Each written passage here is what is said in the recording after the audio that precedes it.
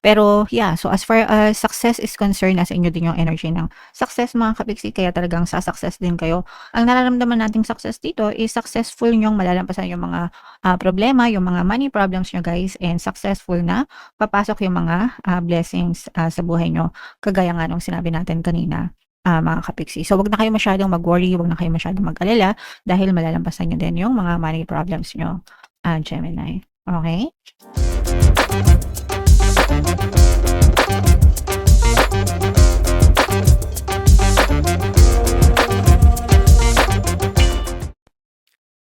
Hello guys, hello Gemini. Welcome back to Pinoy Pixie Tarot. Ang pamagat ng episode natin for tonight is Money Money Come to Me. Ito yung ating money reading guys para ngayong June para sa Gemini, Sun, Moon, Rising sign and Venus. So, unahin natin tong deck na to guys. Ito yung ating money manifesting technique para sa inyo guys. Positivity. Always do your best to direct your thoughts in positive and productive directions. Focus on life affirming and joyful thoughts. Train yourself to avoid negative, pessimistic, self-defeating, and critical thoughts and emotions because this will block the flow of abundance. So, i-train nyo guys, no? Dito sa channel natin, palagi kayong tinuturuan na maging positive. Even sa mga readings natin guys, mga readings natin, parehas yan, both negative and positive, pero palagi natin hina-highlight yung positive guys para doon ma-focus yung attention nyo. And kapag doon nakafocus yung attention nyo, doon din mag-flow yung energy nyo, therefore yun din yung mararanasan nyo sa inyong physical reality guys. So, avoid nyo yung mga nega, mga kapiksi, kasi yung nega, pagiging nega, yun yung magbablock, magiging balakid nyo sa buhay. Yun yung magiging balakid sa pagpasok ng mga blessings, ng mga biyaya sa buhay nyo guys, okay? Even yung mga negative emotions like galit, anger, hatred, resentment especially guys, no, grudges, napaka-toxic niyan, yung stress, yung worry, yung anxiety guys, no?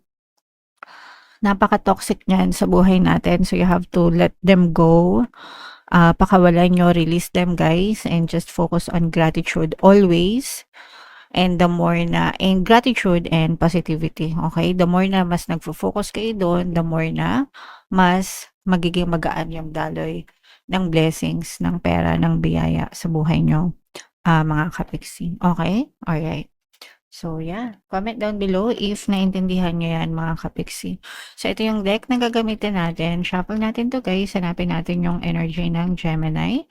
Habang sinashuffle ko to, panoorin nyo muna yung video natin regarding sa ating paano mag-manifest ng abundance video course. Kapiksi, sawa ka na ba sa mga struggles at hirap sa buhay mo? Masipag ka ba at masikap sa buhay ngunit hindi ka pa rin umaasenso? Ilang beses ka na bang nag-attempt mag-negosyo at mag-invest pero palagi ka pa rin nalulugi? Sa pagkakataon na ito ay maaaring may subconscious beliefs ka na nagiging balakid sa iyong pag-unlad at pagyaman. Introducing, paano mag-manifest ng abundance video course.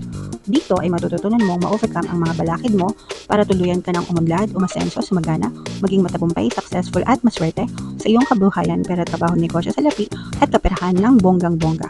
Dali, mag-send na ng email sa pinoypixie@gmail.com at simulan na ang iyong pagyaman ngayon. Alright, so sa lahat ng gusto mag-avail ng course guys, meron tayong paano mag-manifest ng abundance video course, paano mawala ang third party at magkaroon ng harmonious na relationship, paano pabalikin si ex or vice breakup. Sa mga interesado guys, mag-send lang kayo ng email sa pinoypixie@gmail.com. And sa mga naghahanap ng pampaswerte guys, meron tayong money shaker jar. Ito yun guys, no, super liit na bote pero super effective, super powerful. At saka ito guys, ito yung WhatsApp number natin. Check nyo lang ako dyan mga kapiksi. So, Gemini, kayo ay represent ng Queen of Swords, guys. Ito yung ating money energy. This is both positive and negative. Ito, guys, nakikita natin, unahin natin yung negative, guys. Kasi yung iba sa inyo, marami kayong may mga problema sa pera.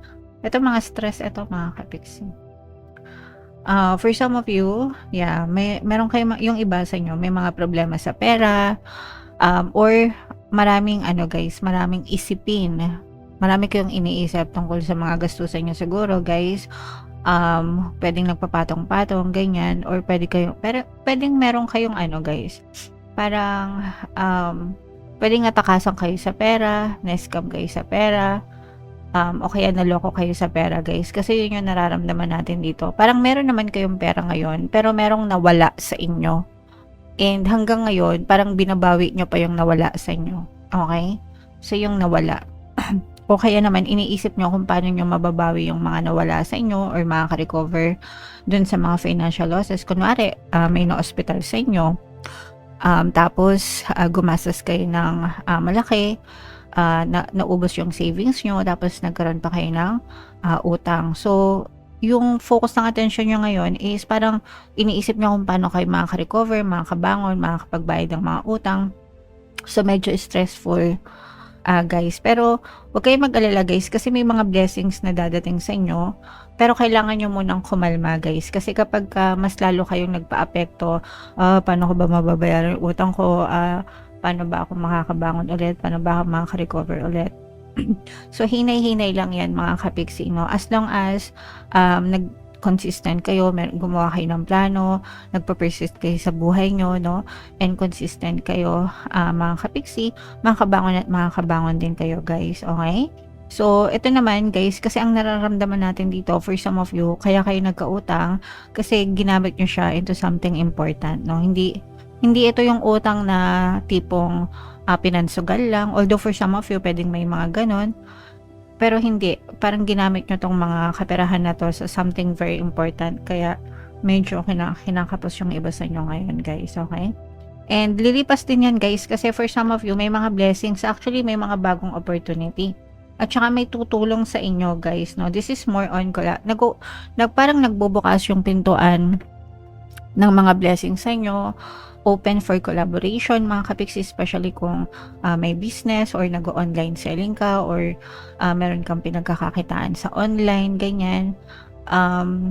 Or kahit hindi online, mga kapiksi, pero may mga tao na maaaring makatulong sa inyo unti-unti, no? Itong mga tao na to, consider mo to as blessing sa buhay mo kasi makakatulong sila para ma-solve yung mga money problems mo, guys.